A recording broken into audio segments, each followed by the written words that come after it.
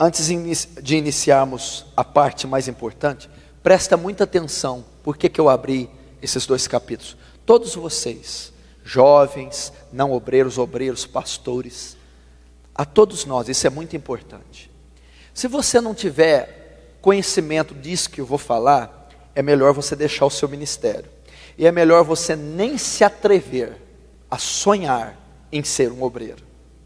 Porque nós precisamos nós estamos chegando num ponto que a igreja precisa parar de brincar com o altar, antes que Deus perca a paciência e fulmine a todos nós. E agora eu não estou brincando. Nós precisamos entender o que é ser um sacerdote e um ministro. Nós precisamos entender e parar com esse oba-oba, parar de humanizar a Deus. Quando ele diz assim: não usareis o nome do teu Deus em vão, é exatamente o que nós estamos fazendo. E usar o nome de Deus em vão não é fazer uma piada com o nome de Deus, é muito pobre essa interpretação. Usar o nome de Deus em vão é envolver Deus nas nossas ações carnais, projetos carnais, no nosso humanismo. Queremos submeter a Deus a nossa condição de pensar, de agir, de viver. Não, meu irmão. O relacionamento de Deus e o homem é um só. Tira as sandálias dos teus pés, porque a terra que você pisa é santa. Foi assim que ele se dirigiu a Moisés.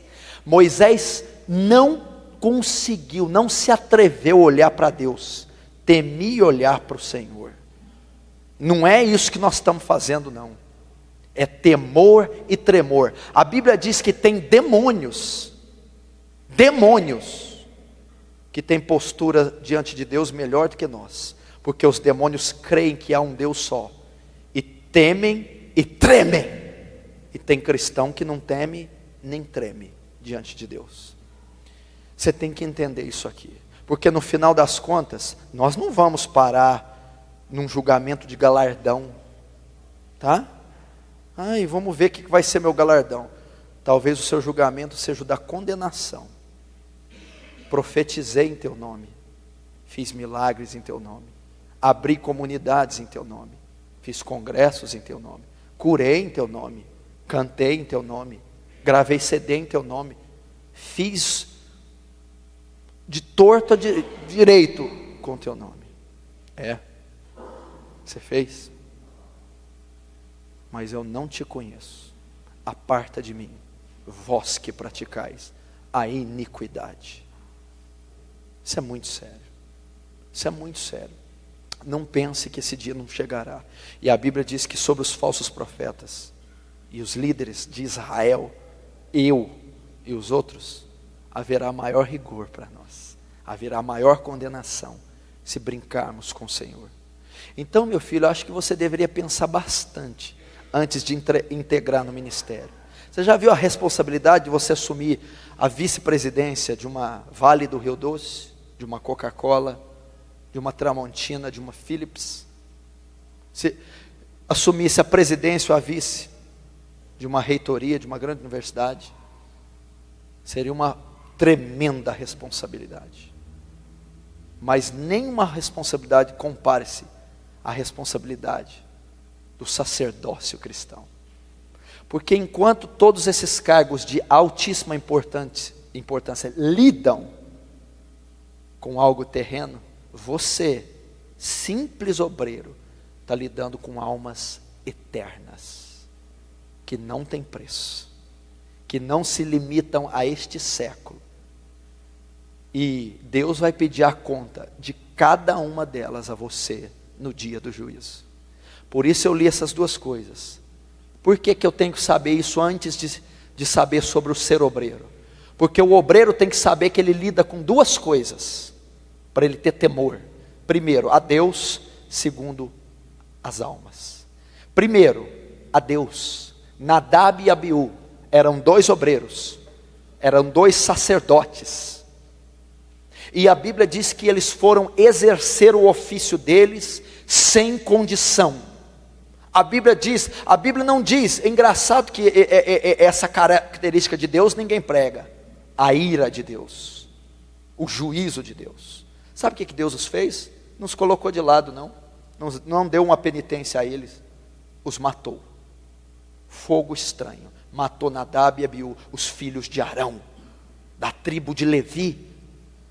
É assim que Deus enxerga um obreiro despreparado. Então por que Deus não me matou ainda? Está morto espiritualmente, faz tempo.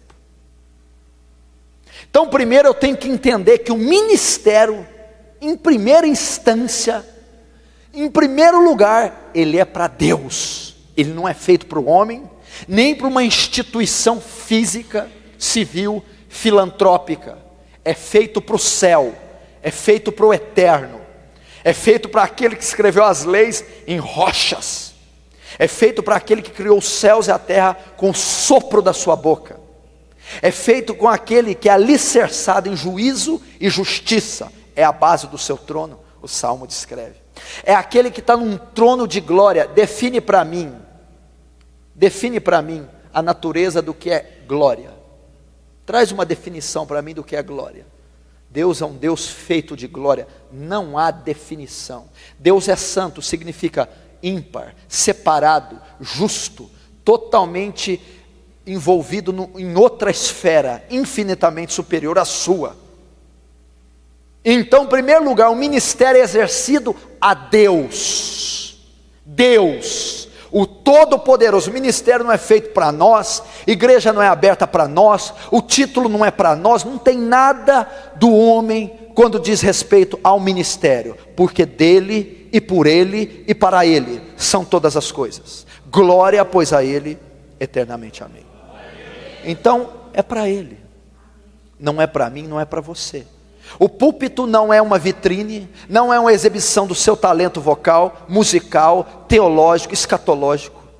O púlpito é nada mais do que a referência de um altar, e você simplesmente é o sacrifício depositado nesse altar. Eu tenho que ter esse entendimento. Então é para ele. E quando eu sei que é para ele, já que eu exerço as minhas funções seculares com tamanha destreza, temor, pudor, reverência, que são feitas a homens, quanto mais exercer algo que é feito a Deus. Quando você se dirige a uma autoridade em Brasília, você não vai com qualquer roupa, senão você não é atendido. Você não usa qualquer vocabulário, senão você não é ouvido. Você não se pronuncia de qualquer maneira a uma autoridade, senão você imediatamente é despachado. Agora, por que com Deus você coloca qualquer roupa carnal, imunda? Por que com Deus você usa qualquer termo, ou não tem uma reverência para dirigir a palavra a ele? Daniel, quando dirigia a palavra, sabe o que ele dizia? A ti pertence a justiça, a nós a confusão de rosto. Não conseguia olhar para o céu. Agora você, obreiro, pastor, diácono, ou aquele que quer exercer o cargo, se não tem essa visão de Deus, não o sirva, não o sirva. Procure algo secular para fazer, contribui com a sociedade, com o governo, com a cidadania, mas com o céu não vai ter contribuição da sua parte. Moisés chegou lá escolhido, um homem que Deus tratava face a face. Você não está entendendo. Tira a sandália, você é uma criatura pecaminosa. Por mais que eu abunde em graça e misericórdia, você continua sendo o que é. Então essa é a relação. Então esses louvores falam, olha para mim, beija, me abraça. Isso é carnal, isso é antibíblico, antiteológico. Isso não existe. Isso não existe em hipótese alguma, jamais vai existir e não há como refutar. Deus não olha para ninguém como olha para uma mulher, olha para mim, me beija, isso não existe. Me abraça, quero sentir seu cheiro, colocar seus sapatos. Que conversa é essa? Que conversa é essa? Moisés não colocou os sapatos dele, não beijou ele. Que conversa é essa? Então essa é a visão de um Deus terrível. Por que eu vou dizer do terrível? Porque o de graça e misericórdia você está cansado de ouvir. Deus é amor em 1 João. Só que em Salmo 7, você já leu que Deus é um Deus que se ira todos os dias? Você já leu no Salmo 7 que ele já desembanhou sua espada e se o ímpio não se converter, ele vai matá-lo?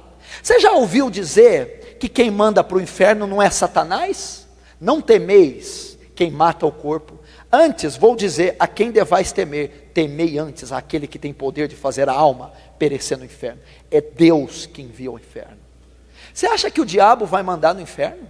Você acha que o diabo tem alguma coisa? O inferno foi criado para ele, para o suplício e a ira ser lançada sobre ele. Então o diabo está no mesmo âmbito dos sofredores. Sabe por que o inferno é terrível? Porque a ira do cordeiro será despejada nele. Apocalipse 14 diz que o inferno é terrível porque o cordeiro estará lá. Já parou para pensar? É a ira de Deus que vai ser despejada, não é Satanás. Então Deus se ira. Deus ama, odeia o pecado, mas ama o pecador. Deus odeia o pecado e odeia o pecador também, porque Ele mata o pecador. Cuidado com isso. Isso aí é interpretação neopentecostal, contemporânea, triunfalista. Nós devemos entender a mente de Deus. Nós estamos no tempo da graça, Deus não age daquele jeito mais, porque lá em Números, com a murmuração do povo, o que Deus fez? Abriu a terra e engoliu 250 israelitas vivos, Datã, Corá e Abirão, mandou. Deus matou com um anjo só 180 mil dos exércitos da Síria. Deus aterrorizava. O Deus da graça não faz isso. Ele não faz não. O Deus da graça, eu vou te dizer que ele é pior do que o da lei. Porque o Deus da lei fala que se você adulterasse, morria a pedrada. Olha que Deus terrível. Agora o Deus da graça diz que se você só olhar, já adulterou. Qual que é pior? O outro para morrer tinha que pegar na cama. Não, o da graça, só olhar. E aí? O da lei diz que se você matasse, teria que morrer, olho por olho, dente por dente. O da graça não, diz que se você aborrecer um irmão, já é homicida. Qual que é pior? Então acho que você não entendeu sobre o Deus da graça e o Deus da lei. Porque se você tem uma barreira com um irmão que está aqui, você é homicida. E sabemos que nem homicida tem parte nele, a vida eterna. Esse é o Deus a qual você vai servir se você se integrar ao ministério. Ou é o Deus que você está servindo? Cuidado. Segundo, se eu dizer ao pecador que ele vai morrer, suas ovelhas, seus liderados, que você cuida a uma congregação, uma rede. Ímpios, pessoas. E tu sabendo disso não adverte, ele morrerá pelo pecado dele. Mas o sangue dele, da tua mão requererei. O que eu aprendo aqui, antes de ser um obreiro? Primeiro, temor a um Deus terrível. De amor, sim. De misericórdia e graça, sim. Mas de justiça e juízo.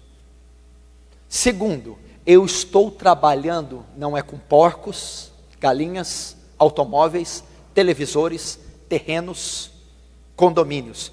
Eu estou trabalhando com criaturas eternas. Você já parou para pensar que você é um ser eterno? Você já parou para pensar que as pessoas que estão passando ali na rua, que eu vi agora, são eternas? Que os africanos são eternos, indianos são eternos, que todo ser desde Adão é eterno? O que significa? Você só tem um corpo mortal. A sua alma jamais se desfará, é eterna. E as pessoas às quais você vai lidar são eternas, ok? Então quando você canta para almas eternas, prega para almas eternas, aconselha, discipula, visita, evangeliza, faz qualquer coisa, toca o instrumento, almas eternas. E dependendo do seu descuido com as tais, você não vai perder elas por um acidente de trânsito, por um infarto ou um derrame. Você perderá-las para o inferno. E elas estarão por culpa sua, não por 1 milhão de anos, não por 10 milhões, não por 100 milhões, não por 1 bilhão de anos, nem 1 trilhão, nem 1 zilhão. Elas estarão para toda a eternidade. E o sangue delas cobrarei da sua mão.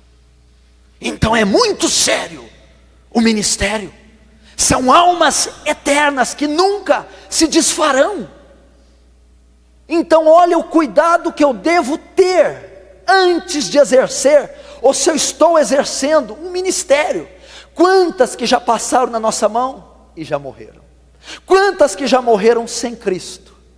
Quantas que se perderam por negligência, omissão, incompetência e responsabilidade nossa, e se morrerem nesse instante, que estão lá servindo ao mundo e ao inferno, nós seremos os culpados.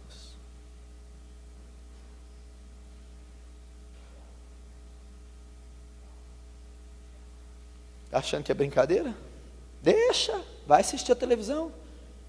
Fica influenciado pelos programas evangélicos brasileiros.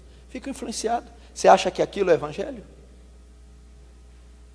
Você acha que aquilo é método de ministrar louvor? Método de compor um louvor? Método de ser um instrumentista, um pastor? Uma campanha, uma cruzada é daquele jeito?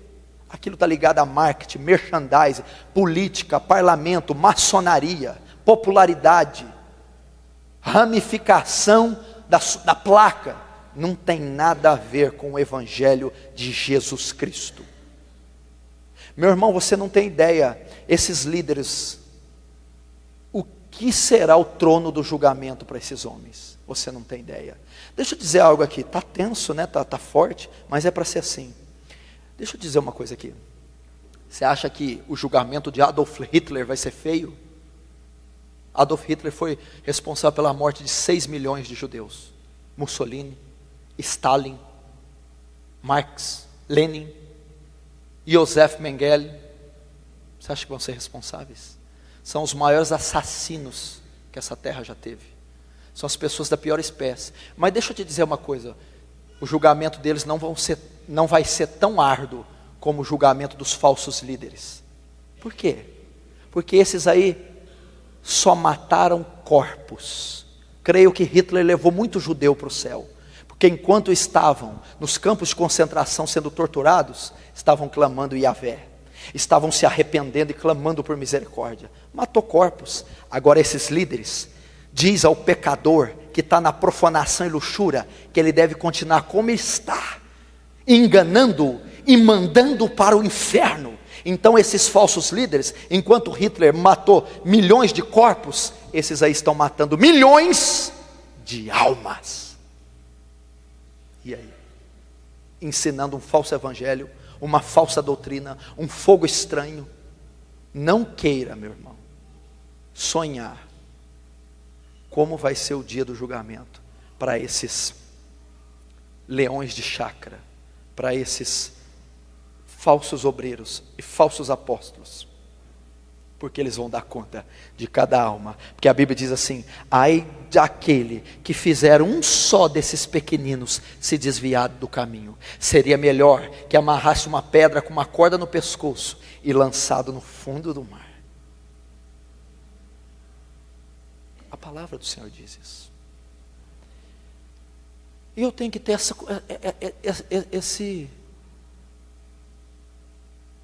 esse conhecimento do que é um ministério. Antes de subir num púlpito, como é que está a minha vida? Quanto tempo você passou em oração para cantar? Para pregar? Para aconselhar? Quanto da Bíblia você estudou para ter princípio bíblico e não falar coisa da carne ou das ciências sociais? Como é que é? Passou a semana inteira vendo novela, TV, internet, paquerando, passando a mão. E depois foi louvar, ministrar, pregar, cantar. É o ministério de Nadab e Abiú. É o ministério de Nadab e Abiú. Olha a responsabilidade. E nós não podemos ser demais maduros para dizer: isso aí eu tenho ouvido desde que nasci. Talvez nunca ouviu desde que nasceu. Nós temos que ser inocentes, sinceros e puros como crianças. Porque eu tenho pregado o Brasil todo, tenho vivido um evangelho na medida do possível, verdadeiro. Mas toda vez que eu sou advertido pela palavra ou por um homem de Deus, eu me curvo e me dobro e reconheço a minha falha, seja quem for. Aí está a nobreza de um homem de Deus. Não está em dizer que sabe tudo, e sim de reconhecer quando não sabe, quando não tem condição, quando está em falta com Deus. Quando diz, tenho que rever minha vida, porque o meu ministério até hoje pode ter sido feno, palha, restolho, vai queimar pelo fogo, não é pedra preciosa, não é ouro, está edificado sobre a areia. Porque não adianta você ter quantidade e você não ter qualidade. Então é preferível ter uma igreja com 1000, só com um salvo, ou uma igreja com 10 e 10 salvos? No final das contas, a igreja de 10 prevaleceu sobre a de 1000, porque tinha um pastorzinho humilde, apto, na frente dos 10. É isso que é importante. Quem te disse que Deus está ligado a números? Quem te disse que Deus está ligado a números? A Bíblia diz assim, escuta esse versículo: ainda que Israel seja como a areia do mar, só o remanescente será salvo. Porfiai por entrar na porta estreita, porque são poucos os que vão passar por ela. Jesus já profetizou 2000 anos, nem que você quiser, você muda essa profecia, nem que você chamar uma construtora para largar a porta, para tentar passar mais gente, não vai passar. São poucos os que passarão por ela. Ele não está ligado a números. Pare com a numerolatria. Eu preciso crescer, eu preciso. E essa numerolatria tem acabado com a igreja brasileira, porque todo mundo quer crescer, e estão como um rolo compressor passando por cima dos princípios bíblicos e teológicos.